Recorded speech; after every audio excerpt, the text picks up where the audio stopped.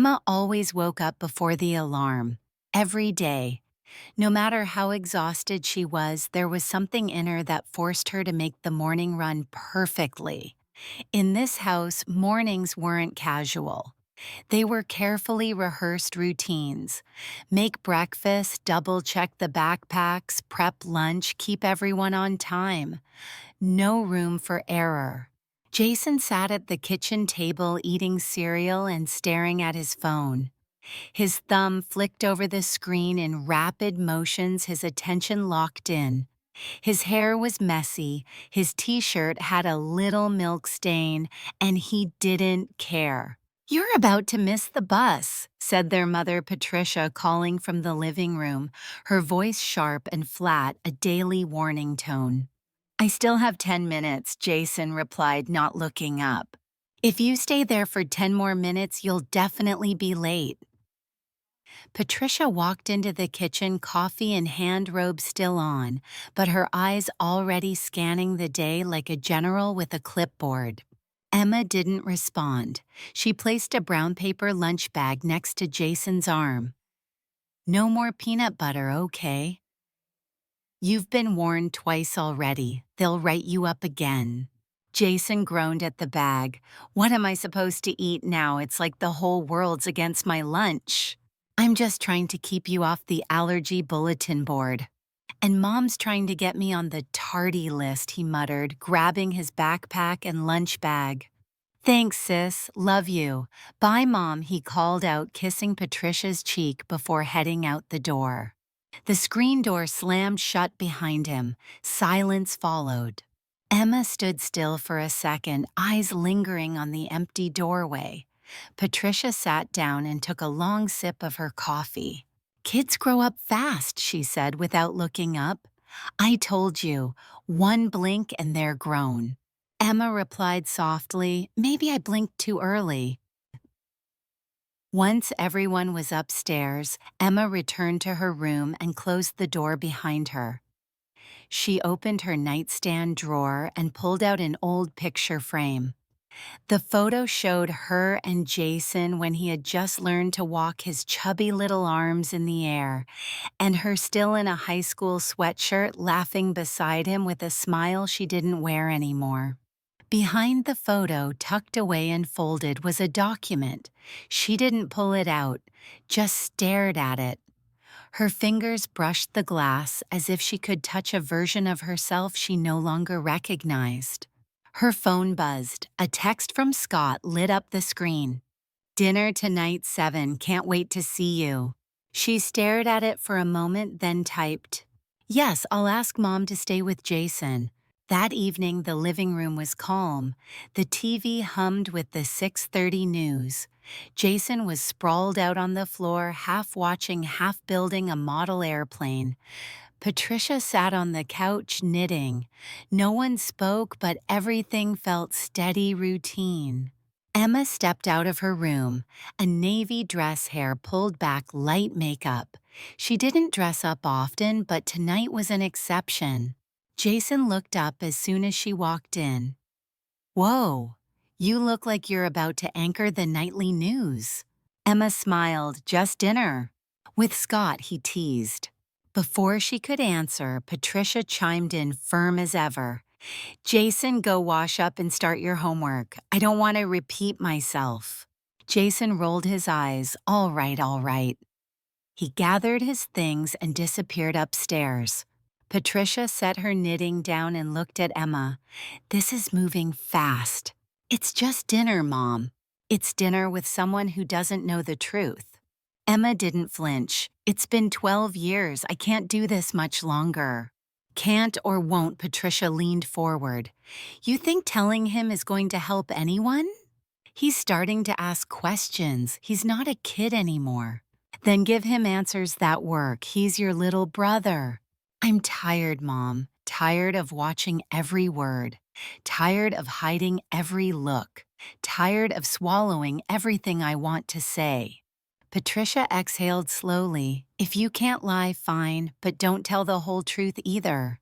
Emma picked up her bag. "I won't be late." Scott had chosen a small restaurant in the center of town. Warm lights, wood booths, nothing fancy, but it felt safe.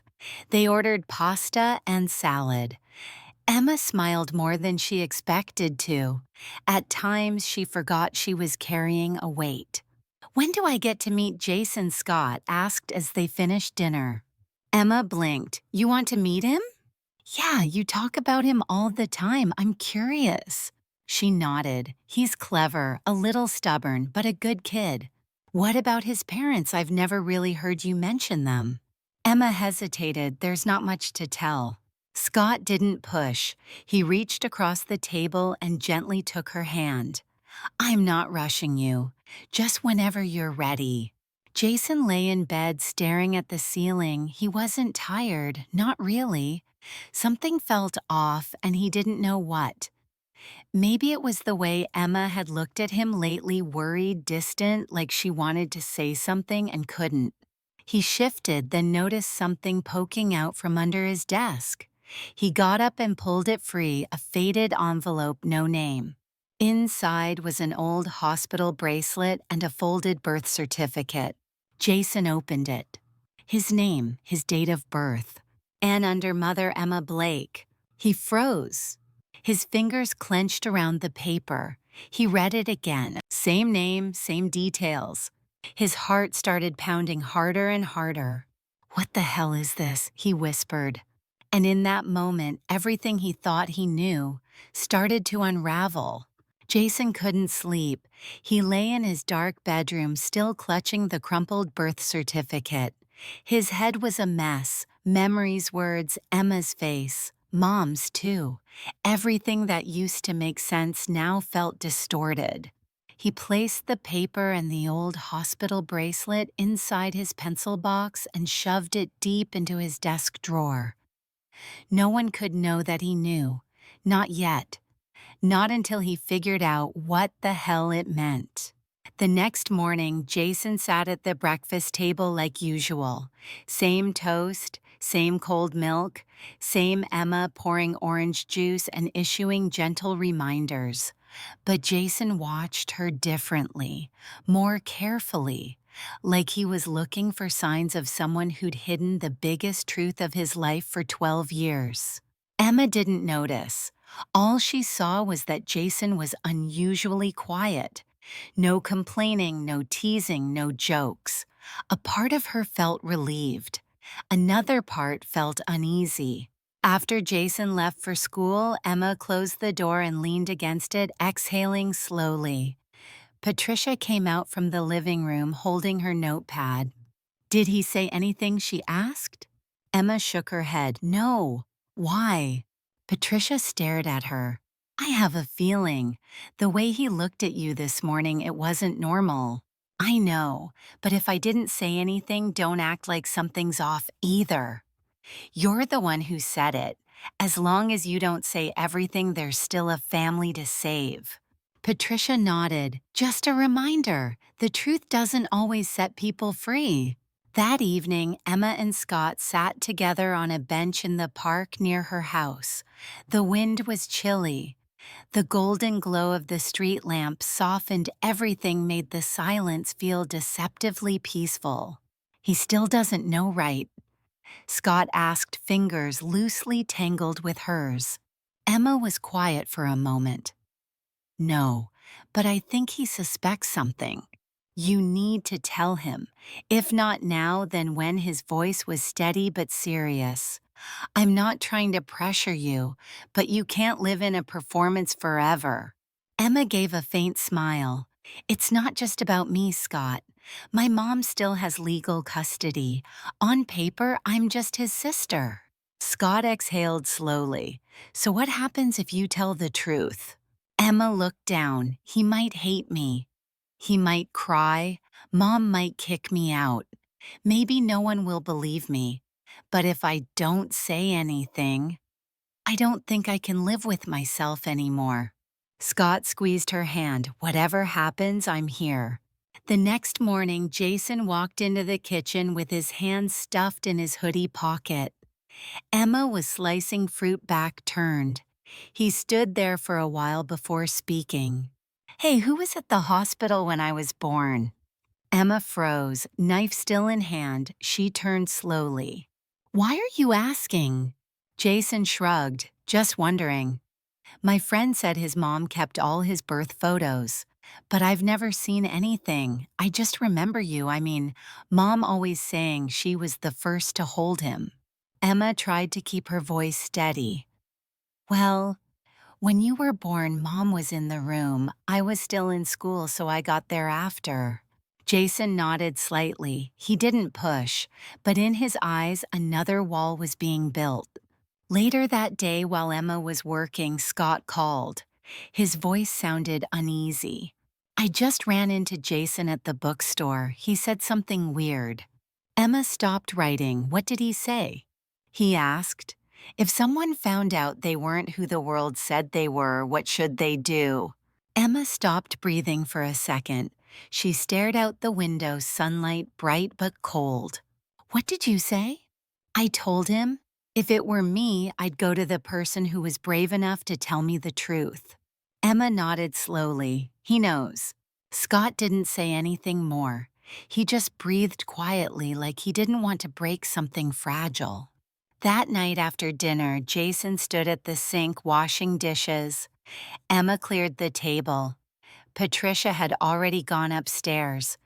The silence in the house wasn't calm, it was anticipation holding its breath before the storm.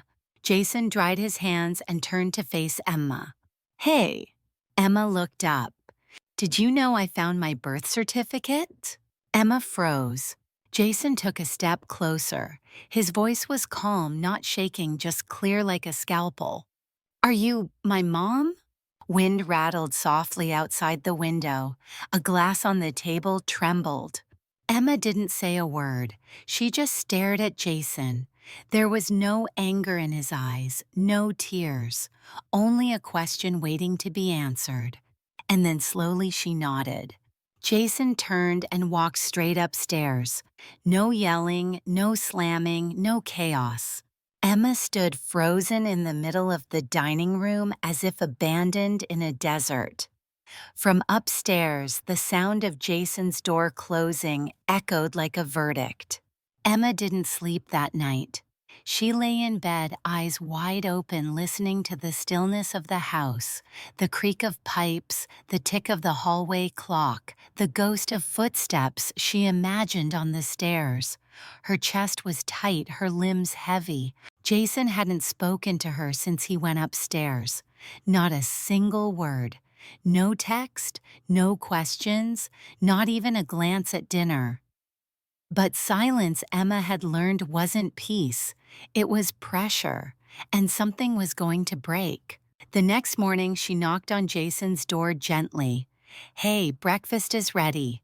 No answer. She waited, then turned the knob and peeked in. The room was empty. The bed hadn't been slept in. Panic climbed up her throat like fire.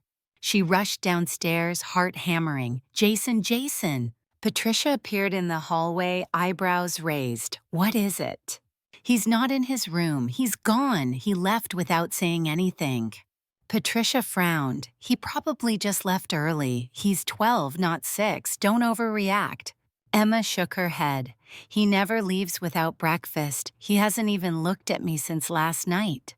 Patricia stiffened. What does that mean? Emma didn't answer. She grabbed her coat and keys, ignoring her mother's voice calling behind her as she bolted out the door. She checked the school first. He wasn't there, then the park, then the library. Her mind raced through every worst-case scenario like a film reel she couldn't stop. Finally, at 8:45 a.m., she found him sitting on a bench behind the old church arms, crossed backpack at his feet. Jason looked up when he saw her, calm, composed, far too grown for a 12-year-old. Emma approached slowly. You scared me. You lied to me, he said. No emotion, just truth delivered straight. I never wanted to, she said. I was 16. I didn't know what to do.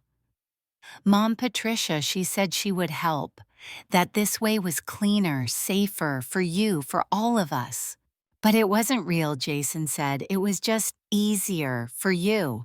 Emma knelt down in front of him, eyes level with his. I have loved you every single day since the moment I found out I was pregnant.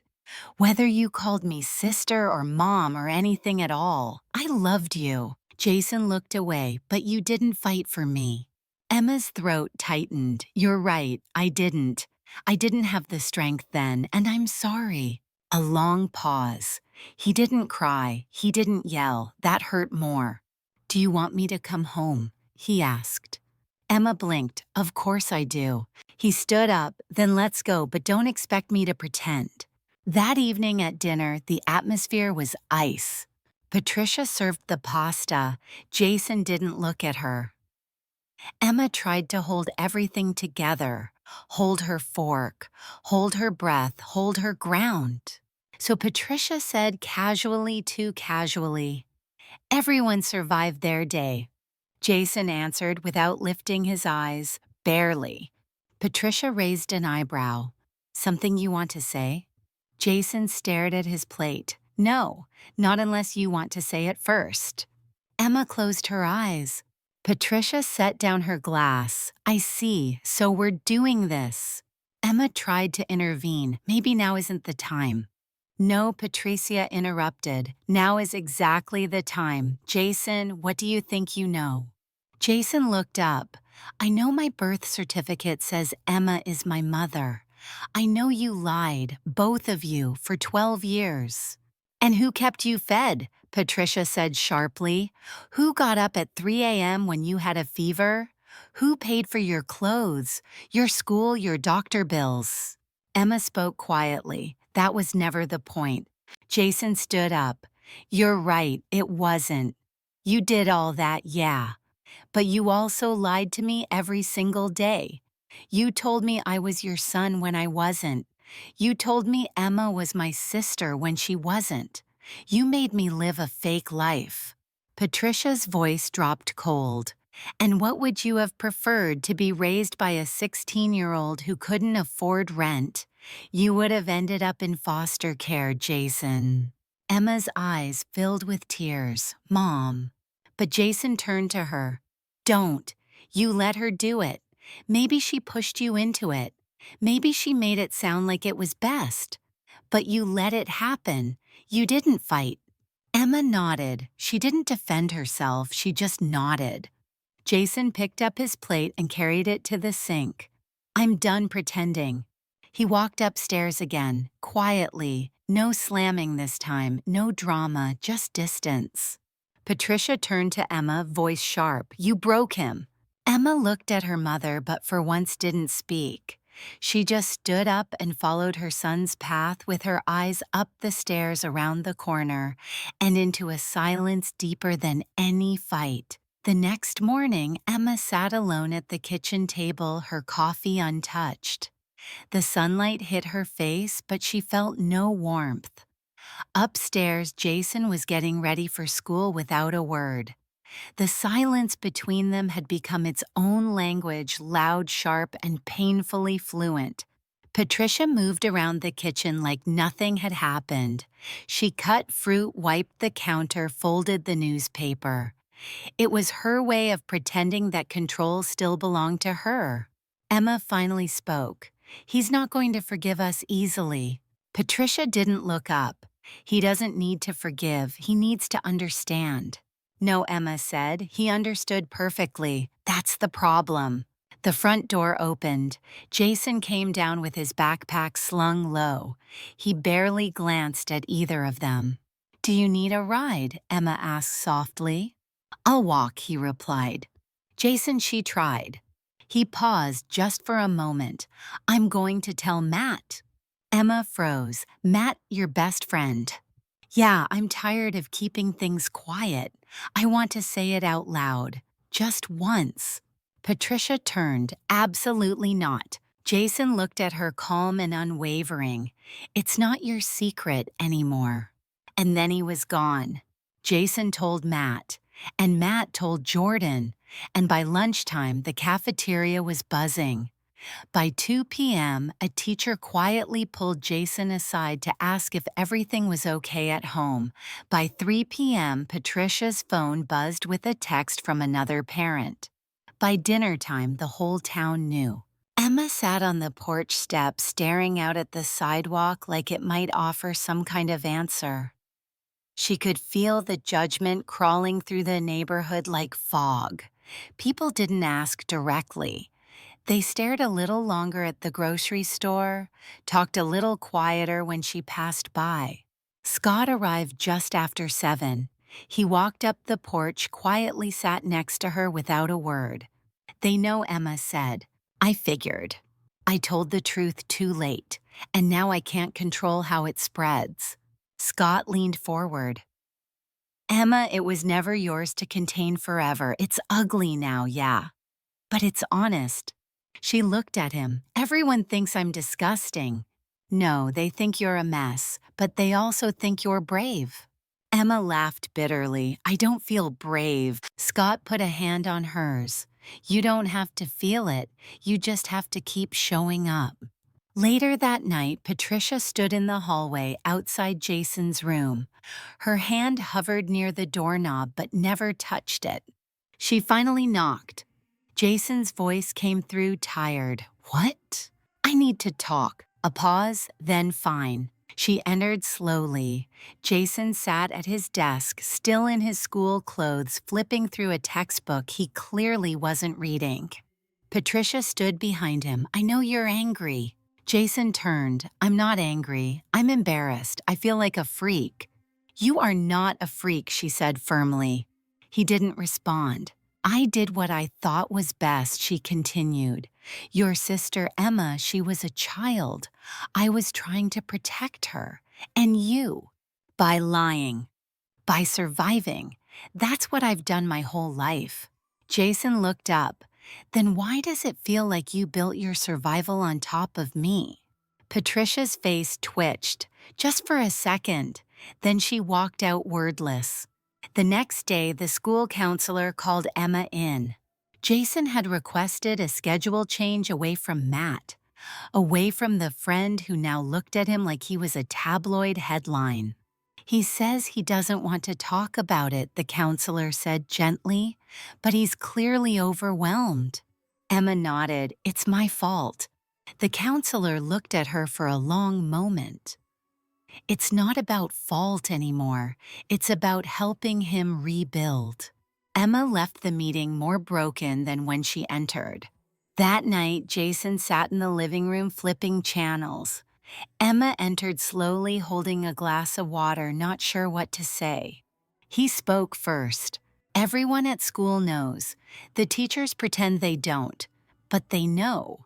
Emma sat down beside him, not too close. I'm sorry, she said. I don't know who I'm supposed to be now. Emma breathed in slowly. You're Jason, smart, curious, funny. You're still the same person. Jason looked at her eyes, tired. Then why does everything feel different? Because it is, Emma said honestly. But different doesn't mean broken, just reshaped. Jason didn't say anything, but he didn't leave either. And for Emma in that moment, that was enough. Jason didn't speak much for the next few days, but his silence had changed. It wasn't angry anymore. It was searching. He started walking home from school, alone, earbuds and music loud enough to drown out whispers. He didn't sit with Matt. He didn't text anyone back. But he watched and listened and thought. One afternoon, Emma found him in the garage, digging through old boxes. What are you looking for? She asked gently. My baby pictures, Jason said, the real ones. Emma hesitated. I don't know if we have many from back then. Jason didn't look up. I think I deserve to see what I looked like before everything got hidden. She nodded. I'll help. They spent an hour going through boxes, dust-covered albums, hospital bills, receipts from a thrift store stroller. Finally, Jason pulled out a photo, wrinkled, faded. It was Emma, 16, holding a newborn in her arms in a dim hospital room. No makeup hair pulled back, eyes swollen but smiling. Proud, terrified, real. Jason stared at it for a long time. Did anyone else ever see this? Emma shook her head, only me. He handed it back, then it's mine now. Later that night, Jason was in his room writing. Emma knocked but didn't enter. Hey, she said through the door, dinner's ready. I'm not hungry. She waited. Can I ask what you're writing? I'm not sure yet, he said. Maybe a letter, maybe a speech, maybe just a thing I need to say out loud. Emma rested her forehead against the door. Whatever it is, I'll listen. There was a pause. Maybe, Jason said, but not yet. At school the next day, Jason signed up for the end-of-term English class presentation. The topic was identity. His teacher blinked when she saw his name on the list. Are you sure? She asked. Jason nodded. I've got something to say. Back home, Patricia was unusually quiet. She folded laundry like it offended her slammed drawers harder than necessary and glared at her phone without touching it. Emma finally broke the silence. You haven't said anything to him. There's nothing to say, Patricia replied. He's made up his mind. He's 12. He's ungrateful. Emma crossed her arms. Or maybe he's just tired of living someone else's truth. Patricia narrowed her eyes. I kept this family together. You built it on denial. Denial kept you in school. Denial paid the bills. Denial saved your future. Emma's voice broke. It also cost me my son. Patricia stared at her. You gave him up. I didn't steal him. Emma stepped closer. I didn't give him up. I gave in. There's a difference, and I've been paying for it every day since. They stood in the silence that followed the distance between them, suddenly wide as a canyon. On the night of the presentation, Jason stood at the front of the classroom. A dozen students sat in folding chairs. Emma sat in the back, Scott beside her. Patricia did not come. Jason held a single sheet of paper, but he didn't look at it once. My name is Jason Blake. I'm 12 years old. I like building models and science fiction and bagels with too much cream cheese. Some of the students chuckled. He went on. Until a few weeks ago, I thought I was the little brother in a family that had a weird way of showing love. Now I know I'm actually the son of someone who spent most of my life pretending to be my sister, and the grandson of someone who told her that was the only way to survive. The room went still. I don't tell you this for pity. I'm telling it because I didn't get to choose the truth I was raised in. But I do get to choose what I believe from here on out. He folded the paper, and I believe truth is heavy, but not as heavy as pretending. Then he sat down. No one clapped, not because it wasn't powerful, but because it was too honest to interrupt. Emma wiped her eyes in the back row. Scott didn't touch her, didn't speak. He just sat beside her still. That night, Jason left the photo of Emma holding him on the kitchen table. Emma found it when she came down for water. On the back, he'd written, I believe you loved me. That's enough for now. She held the photo for a long time. And for the first time in years, she let herself cry not from guilt, but from the terrifying, beautiful weight of being seen. Patricia found the photo the next morning sitting right in the center of the kitchen table like a challenge. The image of Emma, 16 years old, holding Jason in a hospital gown with tear-swollen eyes and pride in her arms. It was raw, undeniable. She turned it over and read the words written in Jason's handwriting. I believe you loved me. That's enough for now. Her jaw clenched. Her fingers curled around the edges of the photo, not tight enough to crumple but close. Emma entered the kitchen in her robe still groggy from sleep. She paused when she saw her mother standing there. You found it. Patricia didn't look at her. He thinks love excuses everything now. Emma took a breath. He doesn't think that. He just finally knows it was there. That it was real. Patricia turned. It was always real. Mine too. I know, but you buried it in control. Patricia's voice trembled just slightly. Don't act like you're blameless. I'm not, Emma said, but I'm done pretending that silence is some kind of virtue. Patricia scoffed. And what exactly are you going to do? Start over, rip up the last 12 years and rewrite them. Emma looked her dead in the eyes. No, I'm going to give him the rest of his life not under a lie. That hit. Patricia stepped back like the floor beneath her had just moved. You're making a mistake. I already did, Emma said, but I'm trying to fix it. Later that day, Emma and Jason sat at the DMV with paperwork spread across their laps. The air smelled like printer ink and boredom. The clerk called their number. Jason looked at her. Are you sure? Emma smiled. I've never been more sure of anything. She took the documents to the counter, a petition to correct a birth certificate, transfer guardianship, and reestablish legal maternity. Jason watched her hand sign every form with steady ink. That night he asked her, Do I have to stop calling you Emma now? She laughed. You can call me whatever you need to. I'm just happy you know who I am. He paused. I think I want to call you Mom.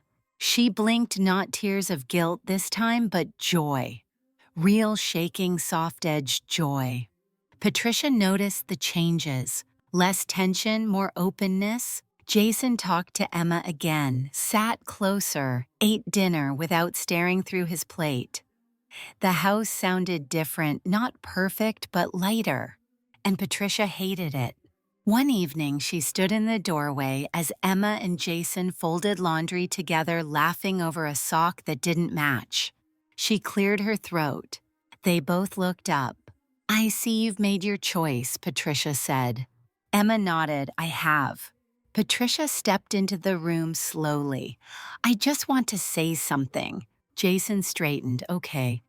Patricia looked at her daughter, then at her grandson. You're both wrong. Emma held her breath. I raised this family. I made sacrifices. I lied, yes, but not for me, for you. Because the world eats girls like Emma alive. And it chews up boys like you, Jason. I made sure you never got swallowed. Jason didn't look away, and now I want to walk on my own. Patricia's lips thinned. Don't come crying to me when it all falls apart. Emma stood. If it falls apart, we'll rebuild it together. But it won't be on a lie anymore. Patricia stared at her daughter, seeing her, really seeing her, maybe for the first time in years. And then without a word, she turned and walked out. A week passed. No one heard from Patricia. Then one day, a plain envelope arrived in the mail. No return address. Inside, folded carefully, were copies of Jason's birth documents, corrected and notarized.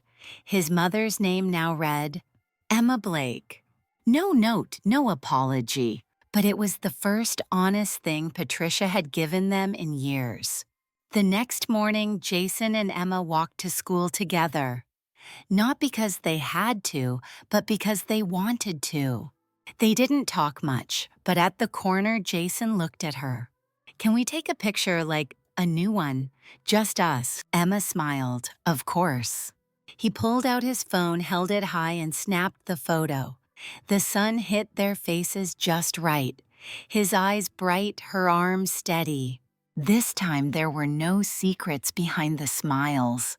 Only the start of something true. 6 months had passed. Spring came back to Missouri with wet sidewalks, muddy sneakers, and birds that wouldn't shut up.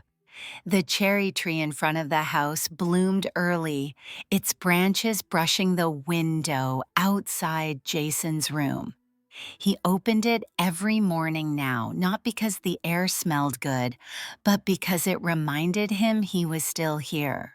Everything felt a little different. Not perfect, but real. Emma had a new job at the local library. It didn't pay as much as teaching, but it gave her afternoons off, and it gave her peace. Her name tag read Emma Blake, assistant librarian, and it was the first time in years she wore a name that felt like hers. She still walked Jason to school some days, not because she needed to, because she wanted to, and because occasionally he wanted her to. On one such morning, Jason slowed at the corner. "You don't have to come in." Emma smiled. "I know, but I wouldn't mind if you did." Emma blinked. "Really?" Jason shrugged. "There's a parent meeting thing. You count now." Those 3 words hit her harder than she expected. "You count now." She followed him inside.